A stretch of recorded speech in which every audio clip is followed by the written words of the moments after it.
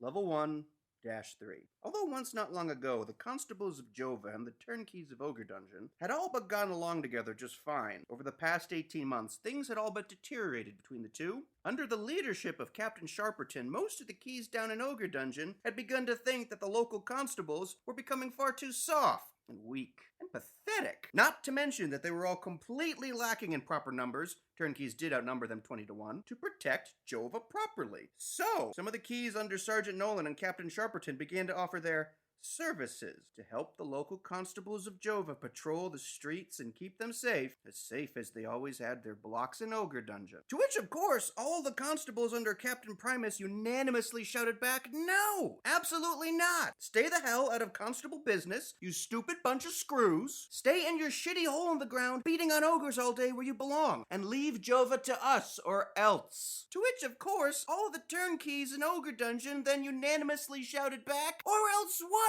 Flatfoots? What you gonna do? You gonna lock us up in the dungeon, hotcake munchers? What good will that ever do you? What good will it ever do you to lock up the elves that got the keys to every single gate in the whole damn place?" And so the turnkeys of Ogre Dungeon continued to butt their heads into constable business, where it most certainly did not belong, causing all sorts of mischief and mayhem and continuing strife between the two. But for Nolan, it had never been about any of that. Heck no! No, for Nolan, it had always been about Jeff. Because as already mentioned, Nolan pretty much hated the guy. Though for the life of him, he was never 100% entirely sure why. Oh sure, there were lots of reasons to hate Jeff. After all, Jeff was nothing but a total four-eyed dork. Not to mention that, what with his pretty blonde strawberry hair and his high cheekbone femininity, Jeff pretty much looked like someone who would be more comfortable wearing a pink frilly cotton dress to work every day rather than a constable uniform. But most importantly of all, what really pissed Nolan off and wound him up to no end how someone like Jeff had ever gotten to become a constable in the first place. The only reason why someone like Jeff had ever been able to wear a constable uniform rather than a pink frilly dress in the first place was because most of Jeff's uncles were all high-ranking constables throughout the land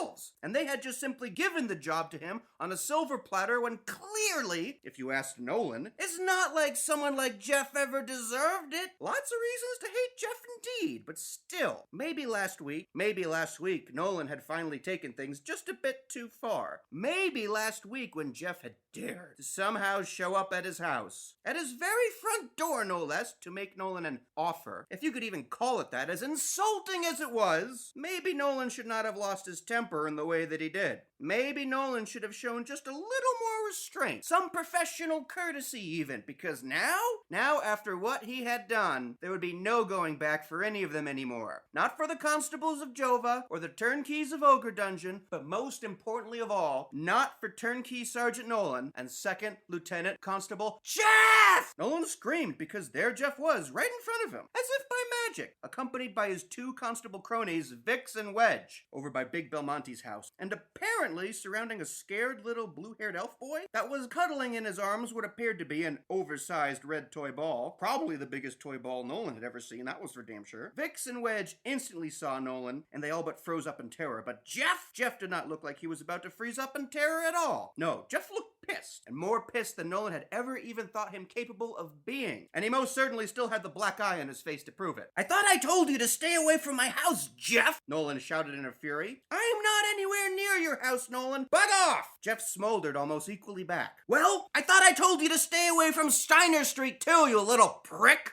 Nolan lied. "What?" Jeff said, sounding and looking very confused. "You never told me any of that, you frickin' nut, and I'll go wherever I want because I'm the constable here, remember? You're just some sucker-punching screw. So go screw, Nolan. You're nothing but a great big blonde bitch. An elf like you wouldn't last one day. Not one day in Ogre Dungeon without getting raped by an ogre. Do you hear me? Well, you wouldn't last one day without it, Nolan." And suddenly Nolan could not help but feel completely frozen and taken aback by over what Jeff had just dared to say to him. The nerve! He suddenly could not help but just stand there, momentarily frozen and taken aback, while wondering to himself, since when the hell did Jeff ever grow such a big pair of gumdrops? "You," Jeff said, shaking his finger furiously, knowing all too well that the point of no return had just been crossed, "would not last one day, not one day without Ogre Dungeon, Nolan. Do you hear me? Do you not realize that? Do you not realize how utterly sad and pathetic it is that you can't seem to function outside of your little, dysfunctional shit pit? Fuck you! Nolan erupted, but Jeff completely ignored him and bravely pressed on. For the love of Fonda, Nolan! Last week I offered you a way out! I offered you a job as an actual constable, and not just some moonlighting, sucker-punching screw! And what do you do, Nolan? What do you do? Do you take the job? No! Do you say thank you? No! No, you punch me right in the face! That's what you do! He said, pointing at his still black eye. You broke my favorite pair of glasses, you miserable jerk! Why the hell would you do such a thing? To someone just trying to help you? Fonda knows you need it, you wraith! Well, what the hell makes you think I would ever need help from someone like you, Jeff? What the hell makes you think that I would ever want to be a constable when one turnkey is easily worth 10 of you? And Jeff, of course, rolled his eyes at this. You and all your constable cronies, he said, pointing at Vix and then Wedge, who looked like they did not want to be included in this at all. How dare you, of all creatures, patronize me, pretty boy? You're nothing but a great big joke. A great big stupid. The only real joke here is you, Nolan, Jeff said, firmly, finally yelling even louder than Nolan. And then, as if to add the final blow, the final nail in the coffin at the top of his lungs, he screamed, because in the end, Nolan, you really are nothing but a great big over-glorified bully. Over-glorified bully! Nolan roared, and for the briefest of moments, Nolan did almost feel as if he was about to get knocked down. And knocked out even, verbally and emotionally shellacked and humiliated forever and ever by, of all creatures, little Constable Jeff. To which, of course, were that the case on this particular day, or on any other day, ever, Nolan would be left with no other choice but to suicide, rather than to ever live another day in a kingdom like that. But fortunately for Nolan, this was in no way a finishing blow to their little battle of wits that Jeff had clearly started by daring to be less than 100 yards away from his house. In no way was this Constable Jeff's finest hour, where he finally vanquished the evil turnkey sergeant once and for all. No! This was a blunder of the highest magnitude, because only an idiot, a second-rate amateur, would ever accuse another creature of being an overglorified bully when they themselves had their goons ganged up on a small, scared, defenseless little child, right in broad daylight. At that very moment, Nolan looked back at the frightened little elf, and then back at Jeff in complete disgust. Everything he had ever thought to be true about Jeff was just completely validated, and then some. It really was the worst idea under the sun to ever give someone like Jeff a badge. Nepotism at its worst. And in response, Nolan believed it was finally time, ordained perhaps by the heavens itself, to take Jeff's shiny brand new pair of gumdrops, that he was clearly also very proud of on this particular morning, and then give them a good squeeze. Like a vice. It was time to take Jeff's favorite parts, the parts Jeff clearly loved about himself the most, and, same as Nolan's wash basin mirror, shatter them into a million pieces. And justifiably so, he thought.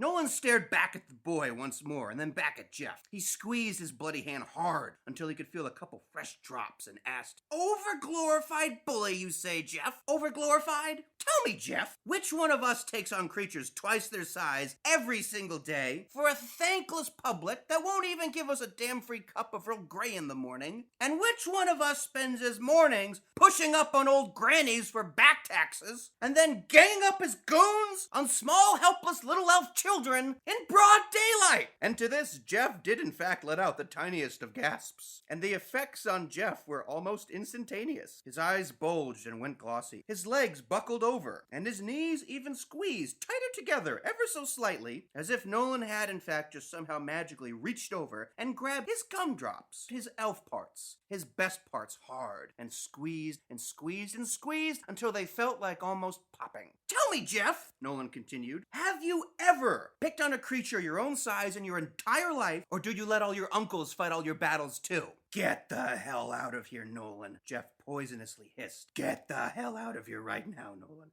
or I swear," he said, sliding his left hand down to the hilt of his constable blade, something he had never done in his entire career so far. "I swear You'll do what? You'll do what, Jeffy Pooh? Slice me up into ribbons for calling you up for harassing a small little elf? Tell me, Constable, just what the hell was his crime? Playing hooky? Cheating at marbles? Spitting in a constable's direction? What? Tell me, Jeff, what? I said get out of here now, Nolan, or I swear to Fonda!" "Nolan, this kid's a thief." Vix finally jumped in, looking absolutely petrified and in no way liking how this morning was going at all. He cautiously placed his free cup of Earl Grey down on Big Belmonte's lawn and did his best, if for anybody's sake mistake for Jeff's, whom he had never seen this mad in his entire life, to quell the entire situation down before things got any worse. This kid's a thief, Nolan. I swear to Fonda, so please just... Yeah! Wedge then said, also chiming in no way keen on letting Vix of all creatures suddenly steal the spotlight and ending up looking like the tougher one of the two. Yeah! Wedge said, taking a sip from his free cup of Earl Grey. We caught him red-handed, sneaking outside Big Belmonte's window just a moment ago, and I was just trying to get my ball back, mister,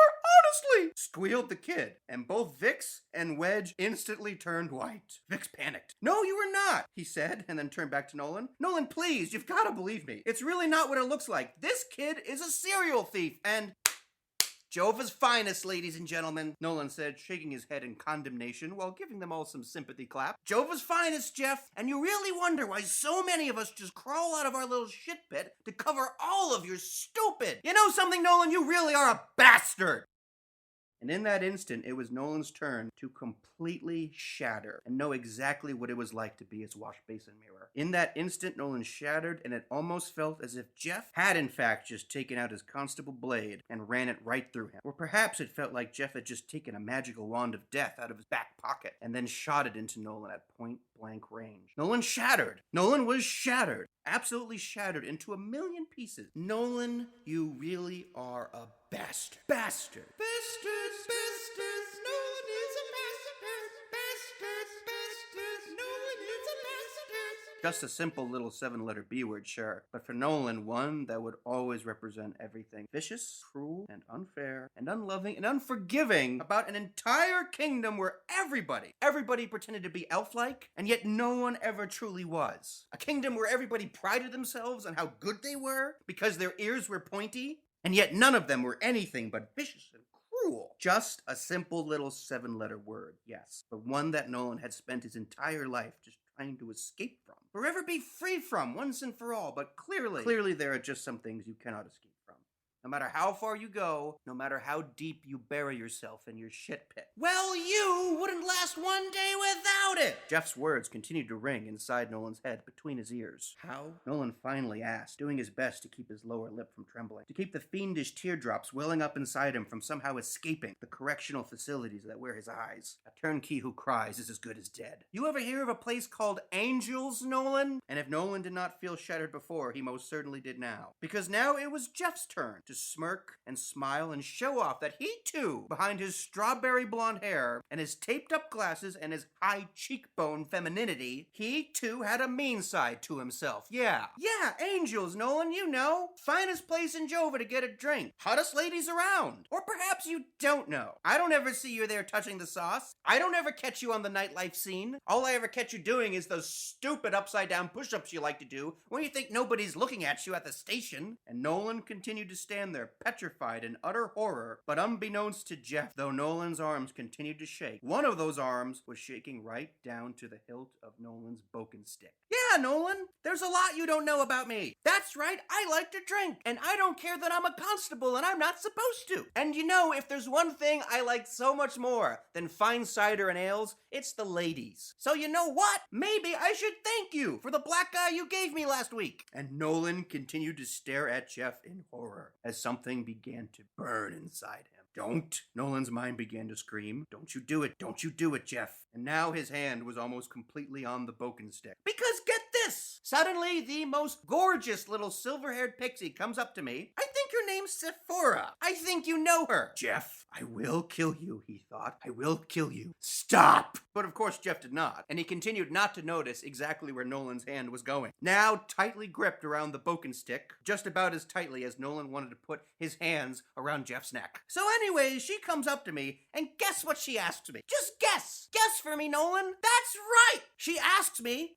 hey, Constable, where did you get that black eye from? And let's just say we had ourselves the most fantastic conversation about you. Kill. We swapped some stories. Kill. And then maybe that night, maybe we swapped a little something else if you take my meaning. So hey, once again, Nolan, I gotta thank you for the black eye. Cause you know what, Nolan? That little Sephora, man, she is a firecracker when you get her in the saddle. Oh my father! Like the specter of death itself. Like a wraith, Nolan was upon Jeff and his two cronies before any of them could blink. In no way did it matter that Nolan had not slept in 3 days. In In no way did it matter that there was 3 of them, and they all had swords, and just 1 of him, and all he had was a giant, twisted, black, overglorified popsicle stick. Jeff had just dared to rip open a wound greater than the slice across his face from Torres the Ark, or the fact that Nolan got to spend the first 14 years of his life learning exactly what mud tasted like over and over again, while every fond-to-be-damned frickin' kid in the entire town all took turns giving him a push while chanting, "Bastard, bastard, Nolan is a bastard. Bastard, bastard, Nolan is a bastard." Jeff had just dared to mention her, and for that he would die.